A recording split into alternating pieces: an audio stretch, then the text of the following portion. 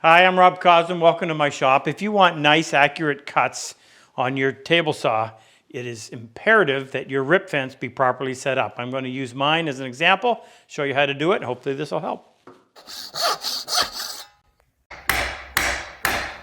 I'm Rob Cosman, and welcome to my shop. We make it our job to help you take your woodworking to the next level. If you're new to our channel, be sure to subscribe, turn on that notification bell, and don't forget to turn on the notification on your mobile device so you'll know every time we release a new video. Good? All right, back to the bench. I've had several different brands of table saws over the years. The current one is a saw stop, and I've always felt that the fence really was the make or break on the saw. You can have everything perfect, but if you've got a lousy rip fence, it's a curse to use. Well, along those lines, we've already in a previous video showed you how to get it so that your miter gauge slots were perfectly parallel with your blade. Once you've done that, now you need to deal with the fence. And you might think you want the fence to be perfectly parallel with the blade as well. It only makes sense. If you want 4 inches, you want it to be 4 inches here and you want it to be 4 inches there. But there's a problem. And the problem is that there's a weak link. And the weak link is this, in this case, this 10-inch blade. When that's spinning and it's under the pressure of cutting through the wood, it's starting to heat up, the metal's going to swell. You'll notice that all blades will have some expansion slots, and it's there so that as that blade heats up and moves, it doesn't cause a lot of distortion. But what you'll find is there's always going to be a little bit of distortion or a little bit of run out, particularly if you're cutting a board and you're just having to take off less than the thickness of the saw blade. So now there's pressure just on one side. If you set your fence to be perfectly parallel, and under those circumstances, as you're passing it through, on the back side, any run out, any wobble in the blade is going to cause those teeth to scrape on the back side, makes a real mess, and can possibly be dangerous because it can be enough to actually grab that, lift it up, and want to throw it back at you. So what I've always done is I've always set my fence so that it veered away from the blade ever so slightly, just enough to give me a little bit of clearance on that back side so that those teeth were not raking the cut that I had just made, and I think it actually gives you a better cut overall.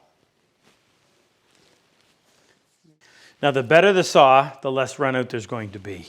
And if you can grab your blade and actually move it and feel that there's something loose down below, well, now you've got a serious problem, and I'm not so sure I'd even want to continue with that saw. So not a bad idea to invest in the best possible saw that you can get. However, as I mentioned, you see these expansion slots in the blade, and they're there because this will heat up during use and it starts to distort. Well, here's how we're going to deal with that. We've got 2 things to do with our fence. We want to have this face of the fence square to the table. That's the easiest thing. It's the last thing we'll do. But we also want to set this up so that it is not perfectly parallel. And you heard me right. You don't want this to be parallel to the blade. Now, we've got this set up so that the blade is parallel to the miter gauge slots, so we can use that as a point of reference. So what I'm going to do is I'm going to move this over. Now on this fence, which is probably the best fence of any saw I've ever used, it's very simple. It's a very rugged T, and when you clamp down on here, that cam works on the back side of this tube, pulls it tight. There's 2 contact points, and it makes it nice and rigid. In fact, when that's locked down, you can't move the back side, which is exactly what you want. And the adjustments are very simple. In this case, what we're going to do, we've got a set screw here, and we've got a set screw here. Now that set screw pushes against this piece of Teflon, so if we need to move it one way or the other, we'll do it by simply tightening that set screw or winding that set screw in. That piece of metal with the Teflon on it, we'll push it out and it'll just slip it over the way we want. Actually, you know what we should do first is make sure that this piece, if you have this style of fence, these pieces are add-ons. And I've actually had one where they were coming loose. So you can reach down in there, and if you've got an Allen wrench that has that ball on the end, you'll be able to get it, access that, and turn to make sure that those are snug. Now you don't want to over tighten them because it's going into a thin piece of plywood and you don't want to end up bending it or stripping it. but just make sure that they are snug so that this skin, or this plywood skin, is indeed pulled tight to the frame of the fence. I'll check each one of these. This is a relatively new saw, and a few of those, I wouldn't call them loose, but they needed to be snugged up a little bit. So you want to make sure you do that. Okay, so we'll set that down in place, and I'm going to use the fat side of the square, holding that tight, and I'm just going to pull that over until that touches. So I've got it locked down. This is adjustable as well, and you don't need to really stand on it, but you want enough pressure there that you know it snugs it up and it won't allow the backside to move. So if I've got this exactly where I want it, in running down that side, I should feel it just touch. Now I'm going to check it on the back end. And the back end, it's out quite a bit. In fact, I can move that in. Now I purposely threw that out so I could show you how to do this. So what we're going to do, we need to bring that back end to my right. So if we tighten this up, that's going to spin that around. Just do a little bit at a time. Unfortunately, you can't do it while it's in place, so you've got to just constantly be putting this back in and checking it. Just hold that snug, move it over, check it. No, too much. And if you want, you could use a shim in there, but I can pretty much see that that's perfectly in line. Now we'll look at the back side. And what I want eventually here is I just want to touch the side of that miter gauge slot so that I know I'm sticking out in that direction just a little bit. Now I still have got quite a bit to move there.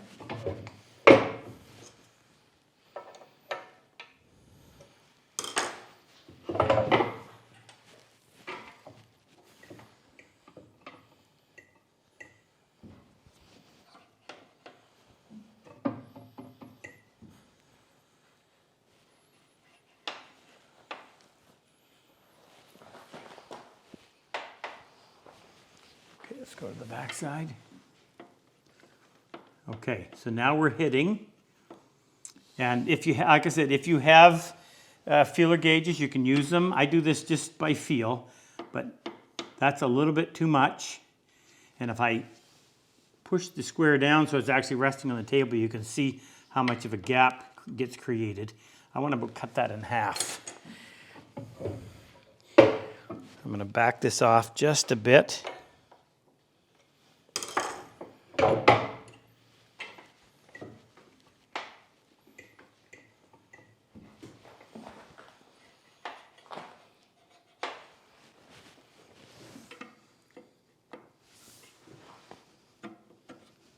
Still a little bit too much.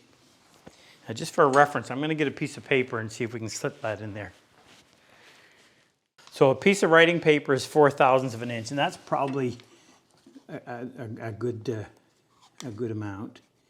So by setting that in between the square and the fence, okay, I'm still hitting, so I've got to come back a little bit more, meaning I'm still too far to my right.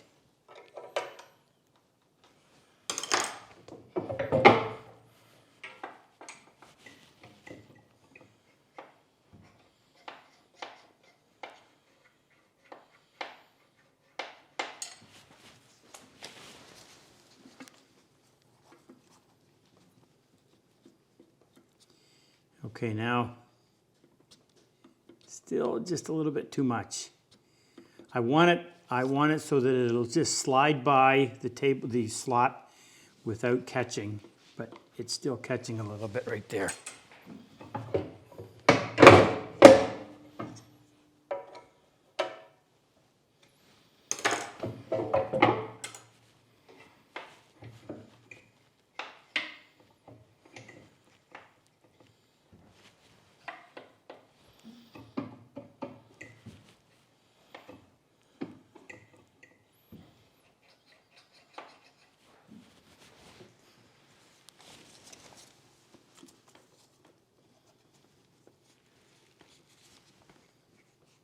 Okay, you can just hear it.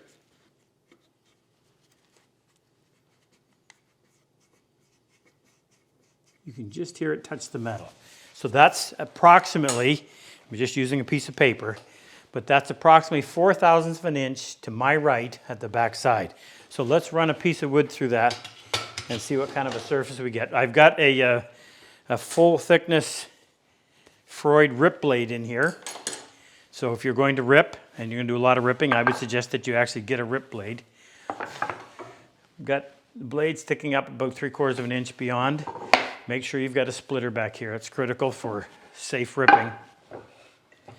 We'll set this for 4 inches.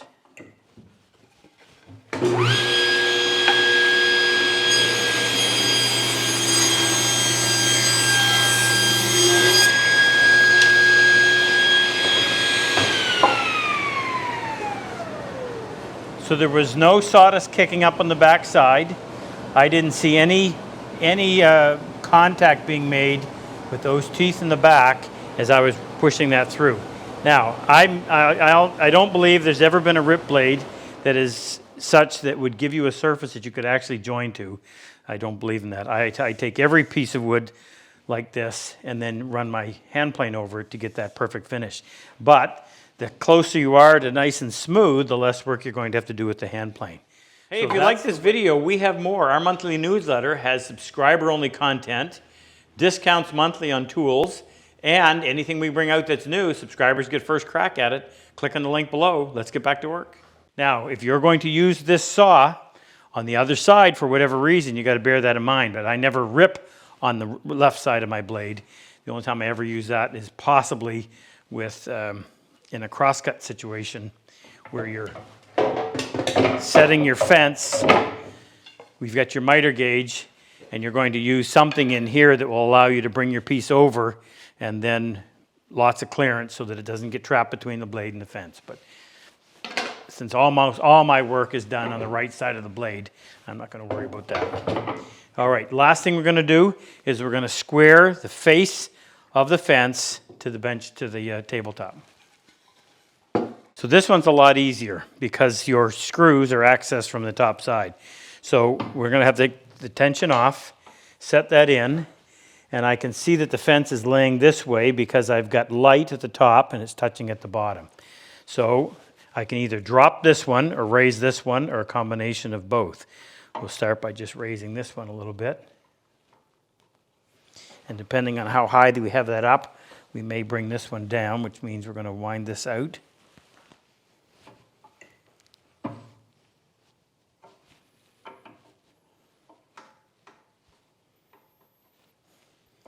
Now, in case you're wondering why this is important, because oftentimes I'm doing an operation where I'm referencing the board like this up against the fence, and I want it to be absolutely square to the table so that my cut is being square and it's being properly supported. I actually have a sleeve that fits over my fence that I often add in order to give me even more support, and that depends on this being square to the table. Okay, still got a little bit to go.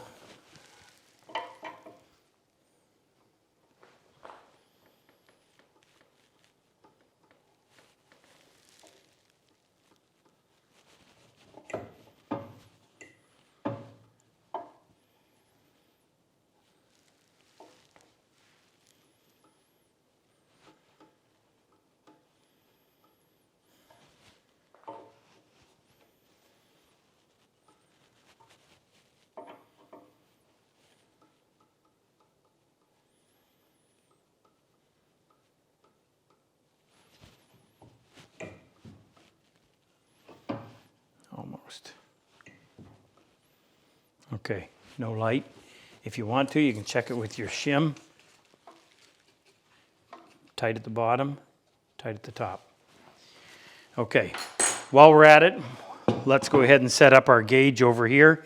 And I've always trained my students, set your table saw up so that you can actually trust this. It's so much more accurate and convenient than having to come in with your measuring tape and constantly checking it. So what I'm going to do is bring this over, and I'm just going to carefully, of course, obviously this is with the saw off, and just move this over until my teeth just start to touch the fence. And again, if you want to check that, You can see if you can slide a piece of paper in between that blade. And I can't. It's not scratching it, but it's right there. So at that point, I'm going to come over, and I want to be in the position where I typically am when I look down on that. Your vantage point is going to change where that red line lines up. So I'm typically going to be on this side of the fence. So we'll just loosen these and then move that over.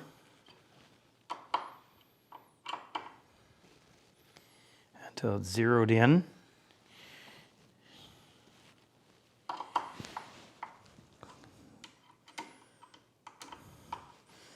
Lock it in place.